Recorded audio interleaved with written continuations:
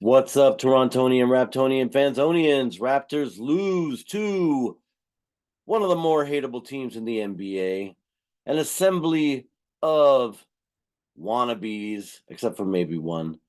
Raptors lose 127 to 107 to the Los Angeles Clippers, the team that has never won a championship, the team that will never win a championship. People think that they're a favorite this year. They suck. They suck when it comes to the postseason. That is, of course. We've got players on the team that are most hateable, like Russell WESTBRICK. The man, you know, used to lead the league in triple doubles. He got an MVP. That was all just a paper tiger. He was just filling stats. They had nobody else on that team. I could have got a couple triple doubles on that team. Maybe if Westbrook had sat or was injured, because of course he's such a ball hog. If he was on the floor, there's no way I would have even had any shots. And then we've got the beard, Mr. James Harden. He's obviously got an ugly chin, a weak chin. He may not even have a chin. He might have one of those, like, from his lips, it sinks back. That's why he hides behind that massive beard. We all know what he does in the playoffs, disappears. Well, he's a little bit of roller coaster because he's had a couple of postseason decent games, but when you need him, when you got to rely on him, when you're hoping in the clutch that the man is going to come through and pull it out for you, he disappears. George Paul, I remember him hitting the side of the backboard in many a game when it mattered from, the three or whatever in the corner. George Paul, he ain't doing nothing in the postseason. And then they got Mr. Kawhi Leonard, who, as a Raptors fan, obviously we've got to give him a little bit of respect. He did certainly bring us a championship. There's no way we were winning that thing with DeMar DeRozan. Sadly, I know I've heard some takes like Stephen A. saying that he thinks it would have happened. I mean, it's slightly possible, of course, but I don't think that the rest of the team is galvanized behind one, universal soldier that we took a chance on that one year, and the man came through. So we lose mostly because, let's face it, the Raptors. I mean, we're still recovering from the upheaval that we've seen in the last few weeks with OG gone and Pascal gone. We got a couple new people in, but we're missing some major pieces in tonight's game. I mean, no center really. Jakob injured still. We've got Thad Young starting the game. We got Jonte Porter not available because of that little slice on his eye that he got the last game. I guess he did come in for a couple of minutes, but that was bothering him, so they benched him. We're not going to win a game with Thad Young starting, sadly, and Boucher coming off the bench to play center. I mean, I actually weirdly would like to see Boucher maybe getting a start at center because, again, psychological aspect of the game, cannot be underrated. I think the Raptors are a bunch of collective of people that are in their own heads, including the main culprit, Mr. Gary Trent Jr. Um, all right from three, 37.5, but 38 from the field. Like, man, he was missing shots, all kinds. He wasn't creating. He ended up with 13 points. He was a minus 12. We need guys like him to step up when we're shorthanded. RJ had a decent game with 22 points, but at the free throw line, man, he was brutal. And overall, as a team, the Raptors, I mean, this is our problem. We're not hitting threes. We were 18.8%. We're not hitting free throws. We were 59% as a team. Like, Jakob gets criticized. Are we kidding me that my dogs are going bananas here in the background? Jesus, I think my wife's just come home. Sorry about that. Crazy rescue Bichon. You know what? I know a lot of people want to promote rescuing dogs. Guess what? Don't rescue a dog. Okay, you rescue a dog, and what do? You inherit the problems that dog had, and I got a whole lot of rescue problems. But not to get distracted with the topic at hand. It's the Raptors, who also have a lot of inherited problems from other teams, like Mr. Bruce Brown. What the heck? I mean, it's funny. He ended up cleaning it up towards the end of the game, but man, he came in to give some energy and did not play that well. I actually was thinking maybe we should keep this guy on the bench to, have the the reputation from the finals last year with Denver, maintain as sort of the narrative out there with this guy, so we can actually maybe get a pick for him, and a first rounder, not a late second round, because he wasn't playing with a lot of energy. Scotty Barnes had a decent game, 23 points, but again, he was a minus 13. He tried to carry the team in the fourth quarter and did well. I mean, this guy really does show up in the fourth quarter. I just wish we had a little bit of Scotty in the second quarter. That's where it seemed, at least watching the game, was the weakest. Unfortunately, maybe I should find a stat page that pulls it up by quarter. Schroeder was okay, 13, 44 from the field, but again, 25% from three. Scotty Barnes was 20% from three. Bruce Brown only on two shots, shot 50%, but RJ was 0 for, and we had a bunch of other guys, including Grady Dick being 0 for. Now, Grady, what the heck is going on with this dude? He's supposed to be a shooter. I mean, he's a white dude, white guys in the NBA. That's really why they're there, right? Now, instead, though, he's driving the lane. He had actually a couple of decent cuts to the basket where he took the pass, and one of them in particular, there was a ton of traffic, and somehow he was able to running almost full speed. He got the pass and managed to get it into the basket. So that was impressive. And I saw even a few moments of defense that were impressive. Even some hustle plays where off of one of the free throws, it was obviously going to be a miss, and he was on the top corner on this side and managed to, react to the missed shot and got the ball um, back to RJ actually.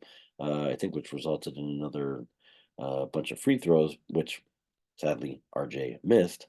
So yeah, just moments in this game where you thought the momentum could shift and you thought we could pull it out and you thought we could maybe turn it around and get something going, and it just fell apart. And again, sadly, should I even check their stats? Let's just have a quick peek here. I mean, from three they were 28 versus our 18, but the free throws 91.7% compared to ours under 60. Holy mackerel! Driven by James Harden, sadly 100%. Russell Westbrook 100%. Norm Powell even 75 from the free throw line, and this coffee dude 100% as well. Like, yeah, Kawhi didn't get to the line because all he did was go 7 of 13 for 53%, 53.8% from the floor for an efficient 16 points. And one thing that irked me during the broadcast, they were saying that they checked in with Norm Powell, and I love. There's a bunch of revisionist history out there these days, but Norm Powell is yapping about the similarities of being on the Clippers and being on the 2019 championship Raptor team. And one comment he made was that he's with these future four Hall of Famers. Does he not remember who was on the floor with him on the Raptors? Like, are we kidding me? We know that Kawhi Leonard obviously is going to be one of the Hall of Famers because that's one of the four that he's talking about being on the Clippers right now. So he was on that team. We got the GROAT, which not 100% sure he's the GROAT, but by stats, we probably have to give it to him. Pascal would have surpassed that had we kept him, but the greatest Raptor of all time, Kyle Lowry. They say he's going into the Hall of Fame, right? So there's two. Obviously, Marc Gasol. I could be wrong, but Marc Gasol's stats uh, as a center and the amount of assists that he was able to accumulate, he's going into the Hall of Fame. And then I would argue that Pascal Siakam's going into the Hall of Fame one day. If he keeps up his stats, guy's a two-time All NBA already. He's been in the All Star game a couple of times. He's on the Pacers. He's going bananas, and so he's obviously going to get another All Star nod, if not this year with a full season. With them, did I not rattle off just four? Kawhi, Kyle, Gasol, Pascal. Yeah. So come on, Norm. Just because you're not making the Hall of Fame, likely, unless suddenly you really up your game.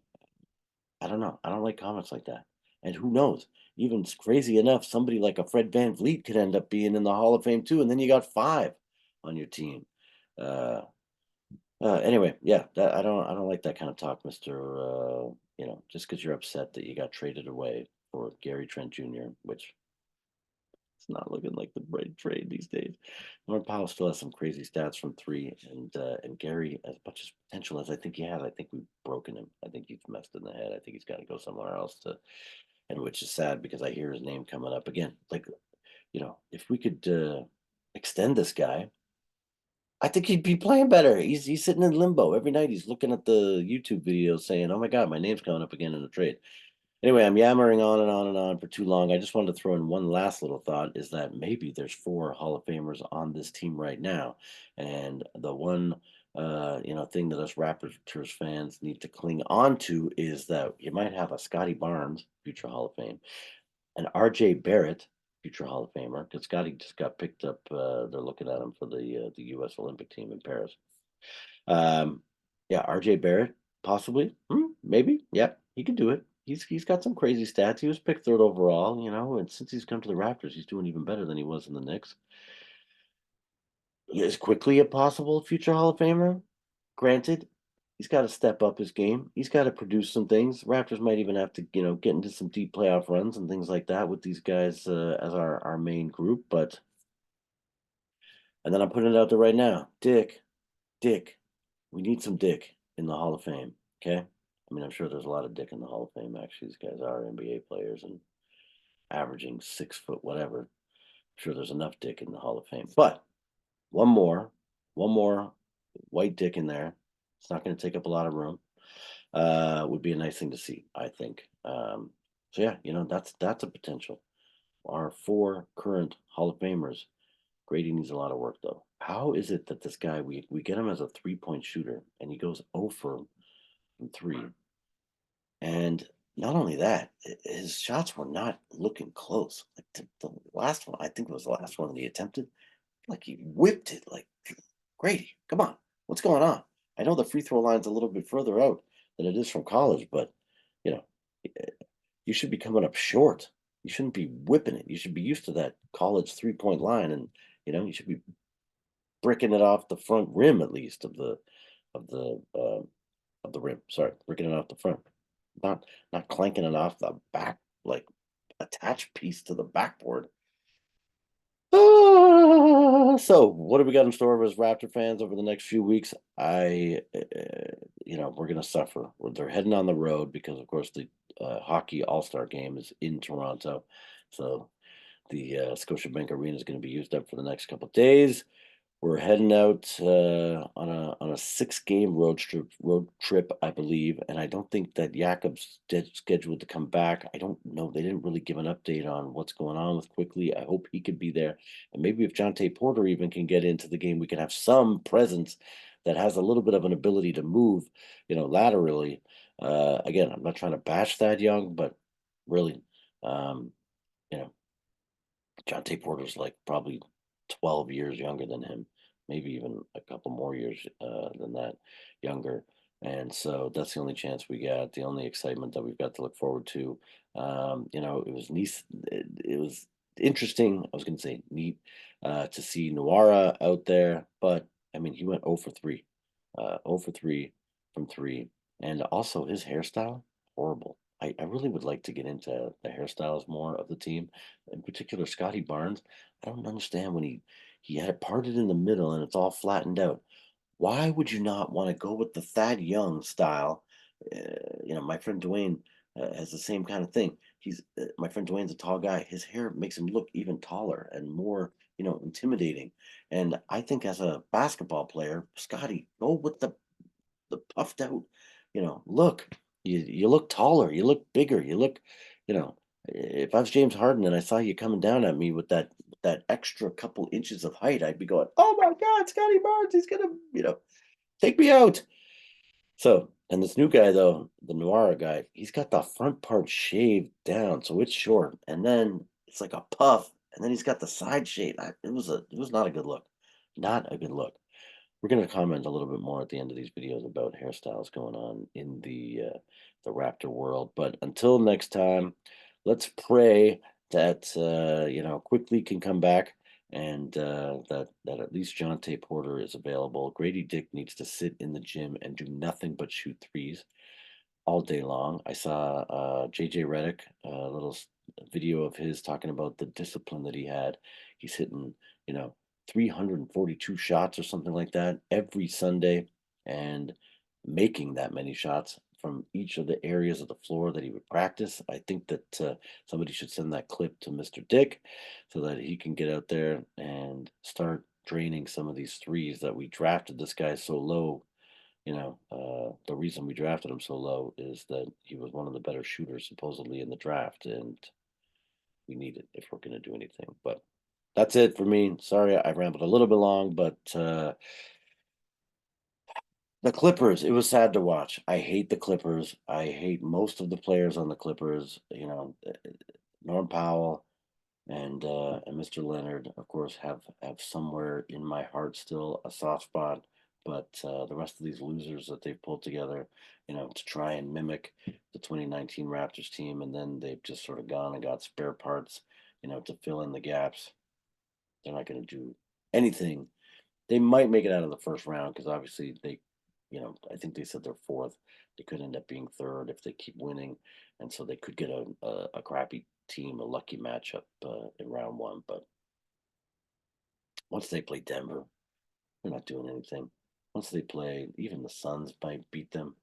Dallas, Doncic got 73 today in a game. They seem to be pulling it together. So anyway, like I said, I'm enough. Mr. Beast for president. Thank you for watching. Please give me a comment. Just tell me, even if I suck, tell me what you want to hear more about. Tell me what the focus should be, and I will gladly oblige. But yeah, peace. See you guys next time. Thanks for watching.